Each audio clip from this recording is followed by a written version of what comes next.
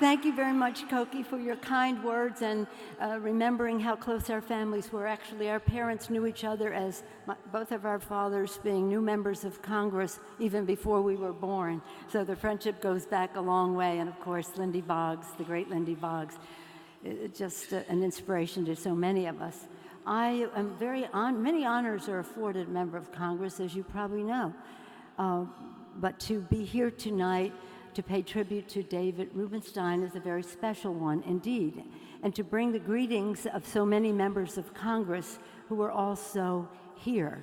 Actually, I think that there are more members of the House here than in any given caucus that we may have. So maybe we should invite David Rubenstein or all of you to our caucus meetings. So David, that's really a tribute to you. But I didn't realize when I was giving this honor to say a few words on behalf of the Congress about David that I would be following 5 presidents, a Secretary of State, Sharon Rockefeller, and not only that, Barbara Bush. Those are hard acts to follow, including David's beautiful remarks about his inspiration. But here we are with David receiving this beautifully named Liberty and Justice for All Award. And as has been said, it really is appropriate that he receive it. I want to acknowledge Larry Temple, the chairman of the LBJ Foundation Board of Trustees, of course, Ambassador Hand and Kathy McGarr for their wonderful leadership. Those are applause lines.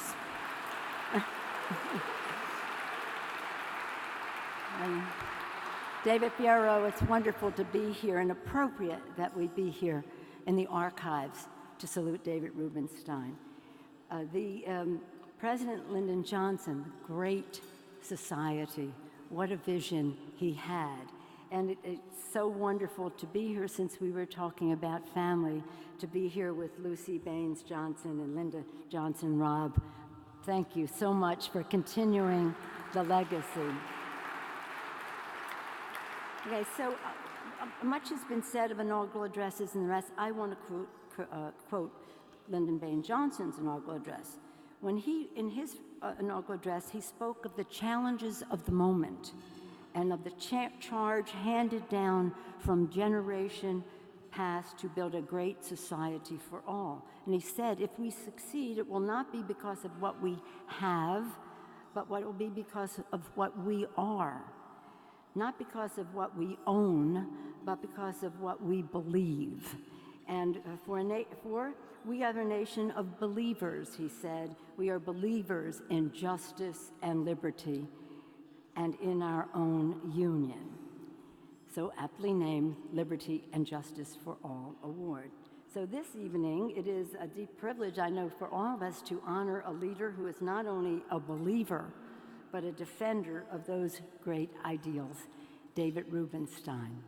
And when President Lyndon Johnson talked about our responsibility from one generation to the next, he was really in the tradition of our founders, who were so optimistic about the success of our nation that they predicated it on one generation taking responsibility to make the future better for the next.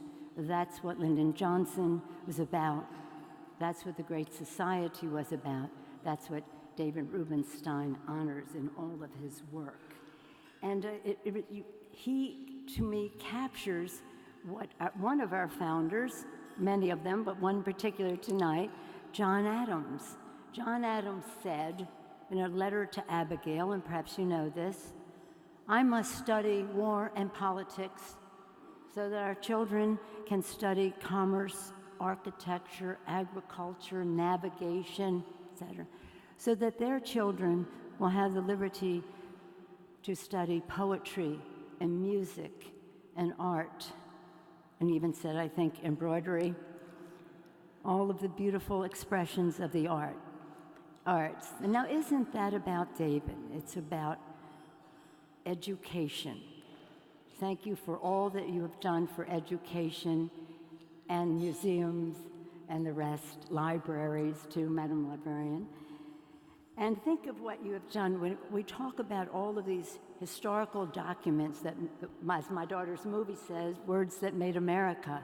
Such beautiful words that you enable to be preserved, and not only that, spread so that people can take inspiration from the courage and the words of our founders. So thank you for that, and that is part of what John Adams was talking about.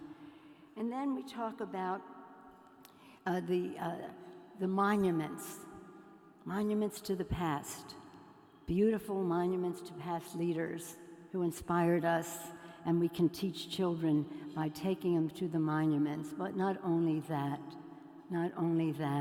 that David Rubenstein uses the monuments, enables us to use the monuments as a springboard to the future, as a man of the future. And then, of course, at the Kennedy Center, his contribution to the arts. So important to our country. Never more important than now, I think, even though it was in a letter to Abigail Adams mentioned as important by John Adams. Poet Shelley once said, the greatest force for moral good is imagination. So David is a leader in promoting imagination in the arts. And I believe that it's so important now because the arts are what we have in common. They are where we laugh together, cry together, be inspired together, forget our differences together.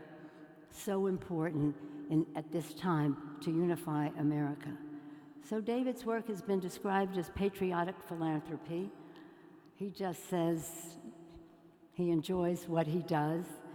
You know how he was inspired by JFK's memorial and what he has done in his own right to make his own contribution in his own words, which from time to time are humorous.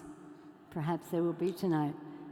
And so David, in revitalizing all of these keys to the future, whether they be documents or monuments or the arts or education, you are the perfect person, as has been said earlier, to receive the Lyndon B. Johnson Liberty and Justice Award. Congratulations to you, David, and thank you for your service. Thank you.